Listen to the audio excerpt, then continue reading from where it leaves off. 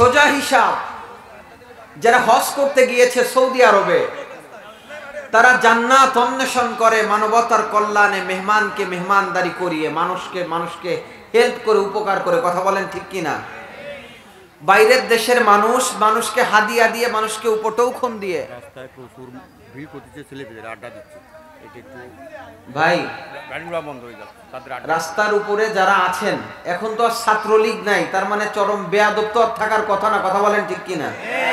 তো আপনারা যদি ছাত্রলীগ হয়ে থাকেন আর ওসি স্যার আসতেছে, হয়তো বা আধা ঘন্টা সময় লাগবে, তো ইনশাল্লাহ আমরা যথাযথ ব্যবস্থা নিব। দুইটা অপশন, হয় ভদ্রভাবে বাড়ি যাইতে হবে, নাইলে এইখানে এসে বসতে হবে। রাস্তায় লম্পটগিরি করা যাবে না, যাবে?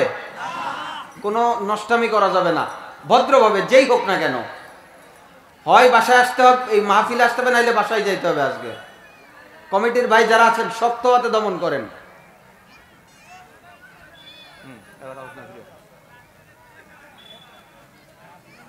সম্মানিত ভাইরা, এইদিকে আপনাদেরকে আমি যদি কিছু না দিতে পারি, তাইলে আমার আসা যাওয়াই তো খালি খালি হবে। কথা বলেন। এই জন্য আমরা আসুন একটু গুছিয়ে আমাদের জীবনটাকে জাহান্নাম থেকে জান্নাতের দিকে একটু মোড় দিতে পারি কিনা, আমি সহ পারবো না ইনশাআল্লাহ? তো আমাদেরকে ডাক দিয়ে বলছে, কারণ আল্লাহ তাআলা জানে এই যে বহির্বিশ্বে যারা হজ করতে যায়, বিভিন্ন সফরে যায়, তারা দেখেছে তারা একজন মানুষ আরেকজন মানুষকে কিভাবে মেহমানদারি করায়, মানবতার কল্যাণে কিভাবে কাজ করে। মানুষকে খাওয়াতে পারলে, মানুষকে কিছু দান করতে পারলে, মানুষকে কিছু হাদিয়া দিতে পারলে তারা নিজেদেরকে সৌভাগ্যবান মনে করে। সুবহানাল্লাহ পড়েন।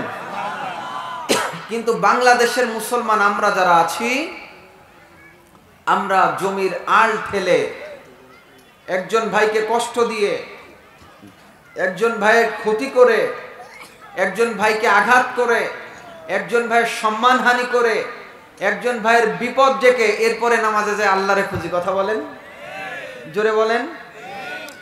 অনেক নামাজি আছে যে নামাজিগুলা নিজের ভাইকে জমি দেয় নাই। অনেক নামাজি আছে বাকি খেয়েছে, বাকি দোকানদারের পয়সা দেয় নাই। অনেক নামাজি আছে আল্লাহর যে সৃষ্টি, যে মাখলুক রয়েছে, পশু রয়েছে, পাখি রয়েছে, তাদের যে হক আছে হক পর্যন্ত আদায় করে না, অথচ নামাজে যায় একবারে মাগরিবের তে ঈশা পর্যন্ত শুধু জিকিরই করে। কথা বলেন। ওই জিকির কাজে আসবে না। উমর ফারুক রাদিয়াল্লাহু তাআলা আনহুর জামানায় একদল মানুষ মসজিদে নামাজের পরে বসে আল্লাহর জিকির করছে। এরপরে আসরে আসছে, দেখে যে জিকির করছে। মাগরিবে আসছে, দেখে জিকির করছে। পরের দিন ফজরে আসছে, দেখে নামাজের পরে জিকির করে। তো উনি ডাক দিয়ে বললেন যে ভাই, আপনাদের রিজিকের ব্যবস্থা করতে হয়, সারাক্ষণ যে মসজিদে রিজিকের ব্যবস্থা করতে হয়। বলে যে আমরা এই যে জিকির আজগার করছি, এই অঞ্চলের মুসল্লিরা আমাদেরকে বিভিন্নভাবে খাবার দিচ্ছে, এটা খাচ্ছি। উমরে ফারুক ডাক দিয়ে বলেন, সহি ঘটনা, যে ফজরের পরে আমি যে আজকে তোমাকে ধরেছি, আমি জোহরের পরে নামাজ ছাড়ার জন্য তোমাকে মসজিদে না দেখি। তুমি কাজ করো, নিজের হক আছে, পরিবারের হক মিটাও। সুবহানাল্লাহ পড়েন।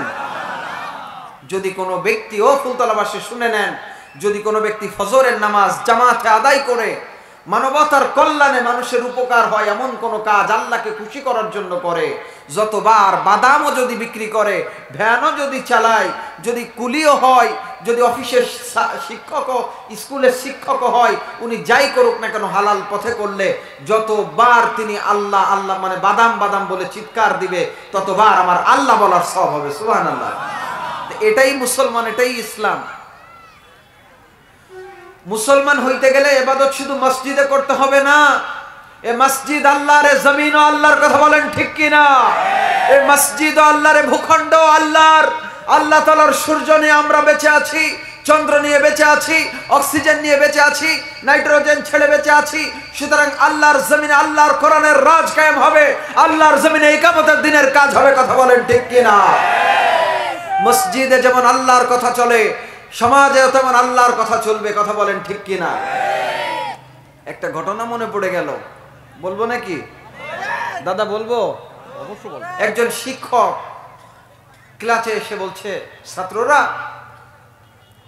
এতদিন তোমাদেরকে কি শিখিয়েছি দেখি আমি একটু পরীক্ষা করে দেখতে চাই। আগামীকাল সবাই বাসা থেকে সুন্দর করে একটা কুমিরের রচনা লিখে নিয়ে আসবা। কিসের রচনা? জোরে বলেন। কুমিরের রচনা লিখে নিয়ে আসবা।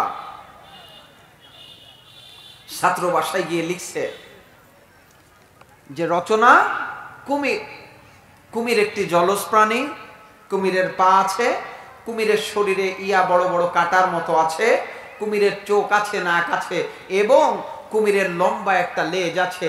এই কুমিরের যে লম্বা লেজ আছে, স্যার এই লেজে খাস কাটা, খাস কাটা, খাস কাটা, এভাবে 3 পৃষ্ঠা লিখছে। কয় পৃষ্ঠা? শুধু খাস কাটা